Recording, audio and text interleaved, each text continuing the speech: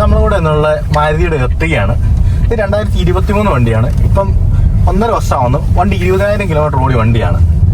നമ്മളിപ്പോൾ ഇന്ന് വയനാട് ഒരു ട്രിപ്പ് വന്നതാണ്. അന്നേരം നമ്മൾ എന്താ പറയുന്നത്, വണ്ടി ലോങ് ട്രിപ്പിന് വണ്ടിയുടെ എർട്ടിഗയുടെ നമ്മളെ എക്സ്പീരിയൻസും കാര്യങ്ങളൊക്കെയാണ് പറയാൻ പോകുന്ന. വണ്ടി ലോങ് ട്രിപ്പ് ഓടിച്ചിട്ടുള്ളത്. ഞാൻ ഇതിനു മുമ്പും എർട്ടിഗ ലോങ് ട്രിപ്പ് ഓടിച്ചിട്ടുണ്ട് കേട്ടോ. ഞാൻ ഈ വണ്ടിയായിട്ട് ബാംഗ്ലൂർ പോയിട്ടുണ്ട്, അല്ല ഇടുക്കിയും കാര്യങ്ങളും മൂന്നാറും ഒക്കെ പോയിട്ടുണ്ട്. ഒരു എക്സ്പീരിയൻസും കാര്യങ്ങളും പറയാം. ഇന്ന് നമ്മൾ 7 പേരുമായിട്ടാണ് വയനാട് വന്നത്. നമ്മളൊരു കുഞ്ഞുണ്ട് കേട്ടോ, നേരെ 8 മാസമായാളാ.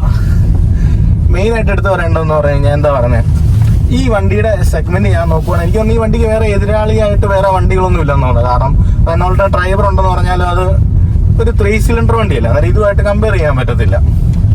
നമ്മൾ ഈ ട്രിപ്പിൽ നമുക്കുണ്ടായ എക്സ്പീരിയൻസും കാര്യങ്ങളെല്ലാം പറയാം. ഇപ്പം നമുക്ക് ആദ്യത്തെ ദിവസമാണ്, 3 ദിവസത്തെ പരിപാടിയാണ്. നമ്മളിപ്പോൾ 380 കിലോമീറ്റർ ആദ്യത്തെ ദിവസം വണ്ടി ഓടി.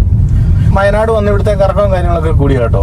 എത്തിക്കൊരു വേറൊരു ഓപ്ഷൻ വണ്ടി നമുക്ക് പറയാൻ വേറെ വണ്ടിയൊന്നും ഇല്ല ഉണ്ടായിട്ട് എനിക്ക് തോന്നുന്നില്ല. ആകെപ്പാടെയുള്ള റെനോൾട്ടിന്റെ ഡ്രൈവർ, പക്ഷെ അത് എത്തിയായിട്ട് കമ്പയർ ചെയ്യാൻ പറ്റില്ല. കാരണം അത് 1000 cc 3 സിലിണ്ടർ എഞ്ചിനാണ് വരുന്നത്. അന്നേരം നമുക്ക് തമ്മിൽ കമ്പയർ ചെയ്യാൻ പറ്റില്ല. കാരണം രണ്ട് സെഗ്മെന്റാണ്, അതുപോലെ പ്രൈസും.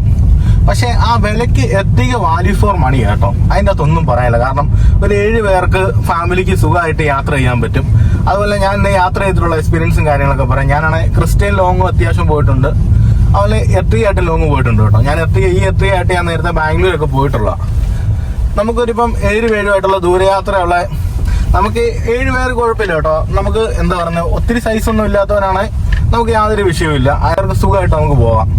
കാരണം ബാക്ക് സീറ്റ് ചെറുതായുണ്ടോ കേട്ടോ, ഞാൻ അങ്ങനെ പറഞ്ഞു. ഞങ്ങളിപ്പം വന്നിട്ട് യാതൊരു വിഷയമില്ല. 7 പേരുണ്ടായിരുന്നു. നമുക്ക് 7 പേരായിട്ട് ദൂരം പോകുമ്പോൾ എന്നാ മൈലേജ് കിട്ടുന്നതും കാര്യങ്ങളും നമുക്കുണ്ടാകുന്ന എക്സ്പീരിയൻസും കാര്യങ്ങളെല്ലാം ഇതിൻ്റെ അകത്ത് പറയാം. മെയിനായിട്ട് ഇഷ്ടപ്പെട്ടെന്ന് പറഞ്ഞു കഴിഞ്ഞാൽ വണ്ടി പക്ക സ്മൂത്താണ് കേട്ടോ. നമുക്കിപ്പം 7 പേരായിട്ട് പോയെന്ന് പറഞ്ഞാലും എന്താ പറയുക, നമുക്ക് വലിയ ഒരു ഹാർഡ്നെസ് ഫീലോ കാര്യങ്ങളൊന്നുമില്ല. വണ്ടി പക്ക സ്മൂത്താണ്, നമുക്ക് ഡ്രൈവിങ്ങും കാര്യങ്ങളും എല്ലാം. പിന്നെ ഇത് 1500 cc പെട്രോൾ എഞ്ചിനാണ്. അതുപോലെ വണ്ടി മോഡൽ ഏതാണെന്ന് പറയും. ഇത് ടോപ്പിന്റെ തൊട്ട് താഴെയുള്ള മോഡലാണ്. അതായത് ഈ മോഡൽ എടുക്കാനുള്ള കാരണം എന്ന് പറഞ്ഞാൽ ഈ മോഡലിലെ വണ്ടി എത്തിക്കൽ ഓട്ടോമാറ്റിക് ക്ലൈമറ്റ് കൺട്രോൾ വരുന്നുള്ളൂ. അതിന്റെ കാരണം നമുക്ക് ദൂരയാത്രയിലൊക്കെ ഓട്ടോമാറ്റിക് ക്ലൈമറ്റ് കൺട്രോളും കാര്യങ്ങളും ഉണ്ടായാലും നമുക്കൊരു യാത്രോത്സവവും കാര്യങ്ങളൊക്കെ. കാരണം എന്ന് പറഞ്ഞാൽ നമുക്ക് ക്ലൈമറ്റ് ചേഞ്ച് വരുമ്പോൾ ഏറ്റവും കൂടുതൽ ക്ഷീണം വരും. നമുക്ക് അന്നേരം ക്ലൈമറ്റ് ചേഞ്ചും കാര്യങ്ങളൊക്കെ അധികം പറ്റും. കാരണം ഇപ്പോൾ എന്താ പറയുക, 24 തന്നെ പോകാൻ പറ്റും. അന്നേരം നമുക്കൊരു അകത്തിരിക്കുന്നവർക്കും വലിയ ക്ഷീണവും കാര്യങ്ങളൊന്നും വരത്തില്ല. അതുപോലെ തന്നെ മെയിനായിട്ട് എടുത്ത് പറയേണ്ട വണ്ടിയുടെ സ്റ്റിയറിംഗ് ഒക്കെയാണ്. നമുക്ക് സ്റ്റിയറിംഗ് നല്ല ഉപയോഗിക്കാൻ പക്ക സ്മൂത്താണ്. അതുപോലെ തന്നെ എനിക്ക് വേറെ കാര്യം എടുത്ത് പറയാനുള്ളതെന്ന് പറഞ്ഞാൽ നമുക്ക് സാധാ മാരുതിയുടെ അല്ല ഏത് വണ്ടി ചെറുവണ്ടി ഉപയോഗിക്കുന്നവർക്ക് എത്തിക്ക് ഉപയോഗിക്കാൻ കേട്ടോ. കാരണം നമുക്ക് ഇത്രയും വലിയൊരു വണ്ടി ഓടിക്കുന്നുള്ള ഫീൽ ഒന്നുമില്ല. നമുക്ക് സാധാ രീതി തന്നെ കൊണ്ടു നടക്കാൻ പറ്റും. പിന്നെ നമുക്കുണ്ടായ ഒരു നെഗറ്റീവും കാര്യങ്ങളും പറയുകയും ചെയ്യാം കേട്ടോ. പിന്നെ വലി എന്ന് പറഞ്ഞാൽ വലിയ ആനക്കുതിര വലിയൊന്നുമില്ല കേട്ടോ.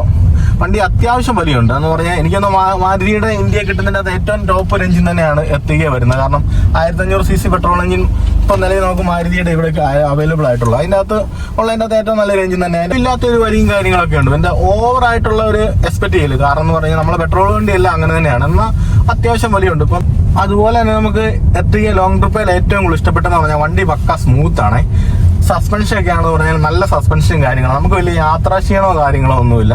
നമ്മളിപ്പം എന്താ പറയുക, ഒരു 380 കിലോമീറ്റർ അടുത്ത് ഓടി, എന്നാലും നമുക്ക് വലിയ ക്ഷീണമോ കാര്യങ്ങളോ ഒന്നുമില്ല. നമ്മുടെ ഫ്രണ്ടിൽ കൂടെ ഒരു കീഴ് ഇപ്പം പാസ് ചെയ്ത് പോയി കേട്ടോ.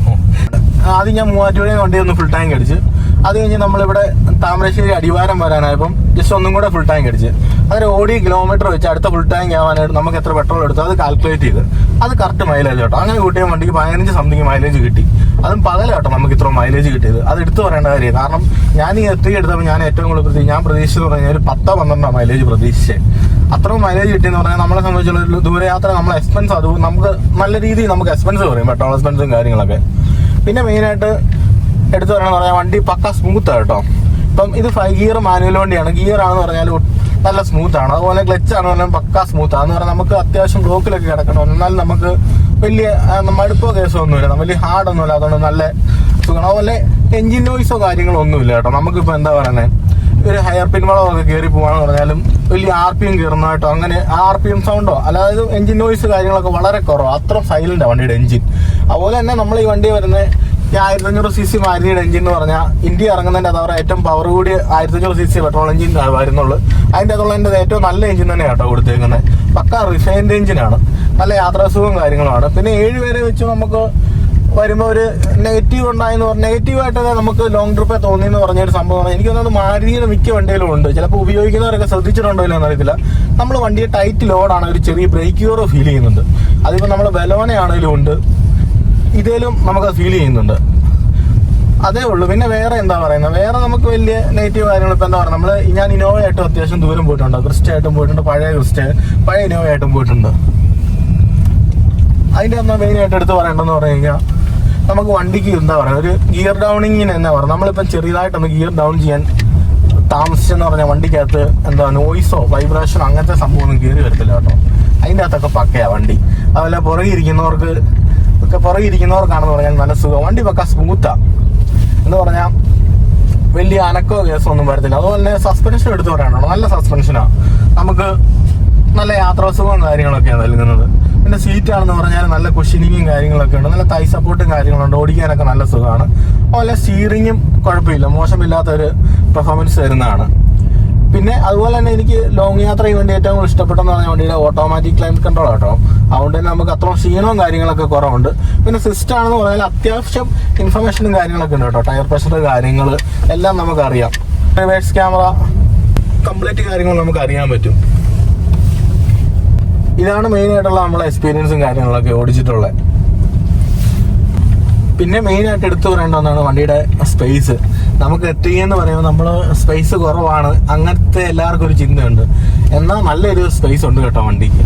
എന്ന് പറഞ്ഞാൽ 7 പേർക്ക് അത്യാവശ്യം സുഖമായിട്ട് യാത്ര ചെയ്യാം. പുറകിൽ എന്ന് പറഞ്ഞു കഴിഞ്ഞാൽ ഒരു വലിയ ഓവർ സൈസ് ഉള്ള അല്ലാത്ത ആൾക്കാരാണെങ്കിൽ പുറകിലും സുഖമായിട്ട് നമുക്ക് നൈറ്റ് യാത്രയാണെങ്കിലും ഈ വണ്ടി പ്രൊജക്ടർ ലൈറ്റ് ആണ് വരുന്നത്. നല്ലൊരു വെട്ടവും കാര്യങ്ങളൊക്കെ ഉണ്ട്.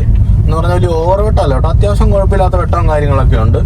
അങ്ങനെ നോക്കിയാലും ഓക്കെയാണ്. എനിക്ക് എന്നൊക്കെ പറഞ്ഞാൽ എർട്ടിഗ നന്നായിട്ട് ഇഷ്ടപ്പെട്ടു. ഞാൻ എർട്ടിഗയെ കുറിച്ച് അങ്ങനെ റിവ്യൂ ഒന്നും ചെയ്തിട്ടില്ല. അതുപോലെ നമ്മൾ എർട്ടിഗയുടെ ഡീറ്റെയിൽഡ് റിവ്യൂ നമ്മളെ ചാനൽ ഇടുന്നതായിരിക്കും. ഞാൻ എർട്ടിഗയെ കുറിച്ച് അങ്ങനെ റിവ്യൂ ചെയ്തിട്ടില്ല കേട്ടോ. നമുക്കൊരു പുതിയ വീഡിയോ ആയിട്ട് നമുക്ക് അടുത്ത പ്രാവശ്യം കാണാം.